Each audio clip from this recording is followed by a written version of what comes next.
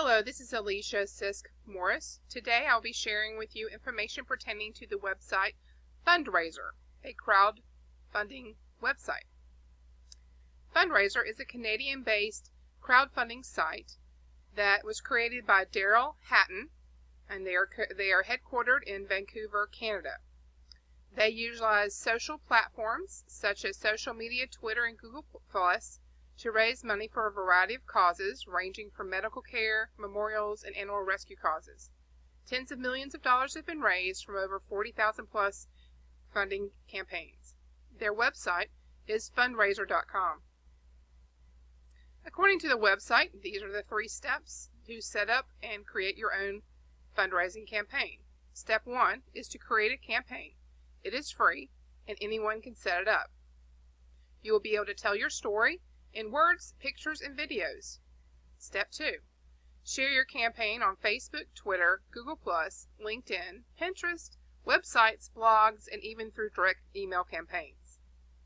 The funds will be collected securely online via credit cards, debit cards, and PayPal. You will have access to the money immediately. Who uses this site and why do they use it? It is used for health and medical needs, animal rescue and pet events, memorials and funerals. Personal causes would include things like education, sports, travel, volunteering, and legal issues and emergency care, and as well as for nonprofit businesses. The pricing and the fees for using this service. Every campaign is free to create. Of the funds that are brought in, a 5% fee will go directly to FundRazr, plus you will pay an additional payment provider fee to WePay or PayPal, which is 2.5% of the total funds, plus 30 cents per transaction. There are no additional fees or penalties. You always keep the money that you raise, less the fees, and it doesn't matter how much you raise or how long it takes. The funds will go straight into your account and you will have access to the funds immediately. Here are some suggestions of steps to create a successful fundraiser. 1. You'll need to inspire people with your campaign message. Show energy and optimism. Make sure you add photos that grab their attention. Include videos, as they are twice as likely to succeed and it will double the impact of your campaign. You'll need to set fundraising goals. Ask for help from family and friends. You'll need to promote your campaign. They suggest making a Facebook page for your cause to use to promote your campaign. And finally, you can approach local news and media with your campaign. How successful is FundRazr at their campaigns? Well, they're available in 37 countries, including Canada, United States, Australia, New Zealand, and Europe. It is supported in 26 currencies, including the US dollar and the euro. They have over 1.3 million monthly visitors to their website. They have completed over 40,000 successful campaigns, raising over $52 million. These numbers were shared via crowdsunite.com. Let's look at fundraising with charities through this particular type of fundraising opportunity. This would apply to any type of crowdfunding way of raising money. These are generic rules as it relates to charities. First of all, currently there are 39 states and the District of Columbia that have laws that govern charitable solicitation, so make sure that you check in with your state to find out what laws and regulations relate to you where you live. Second, most states require registration by the organization before any charitable solicitation is made within the state. I know in North Carolina specifically there is paperwork that you'll need to do and register with the state. The failure to register can be both a civil and criminal penalty among many of the states. Potential penalties would include state fines, requiring the nonprofit to return the funds, or ordering the nonprofit to cease solicitation donations within the state until registration is complete. Nonprofits and commercial fundraisers are prohibited from being misleading and misrepresenting to the purpose of the charitable organization. The Attorney General can file a lawsuit against the nonprofit or commercial fundraiser who engages in misrepresentation or fraud.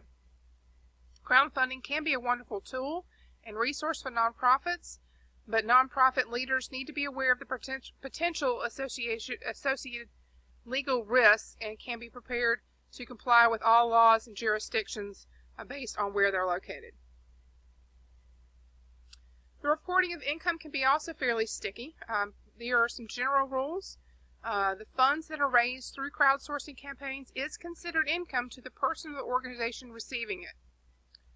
Donations made through crowdsourcing campaigns are not considered tax deductible unless it is made to a 501c3 nonprofit organization.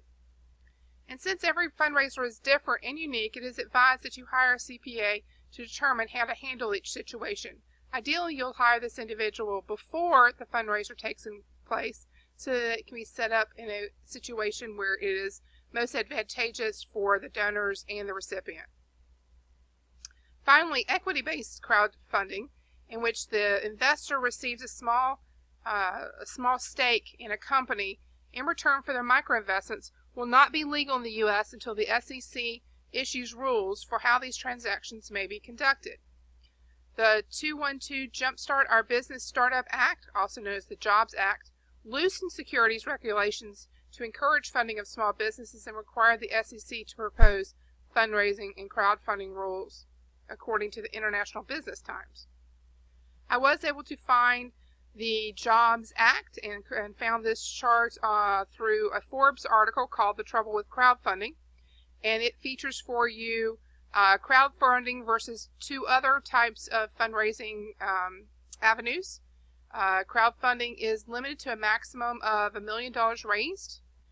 You have an unlimited number of subjects you can have regarding the number of investors. The maximum investment per investor is restricted by their net income. There is investment disclosure requirements. If you deal with brokers or dealers, you do have to have an intermediary in that respect. Is it going to be subject to the ongoing SEC reporting rules? Yes, it will. Will there be a need for disclosure of liabilities? Yes, you will. Is resale of shares restricted? Yes, they are for 1 year. Are there state filing requirements? It's a possibility. You'll have to look at your particular state's rules.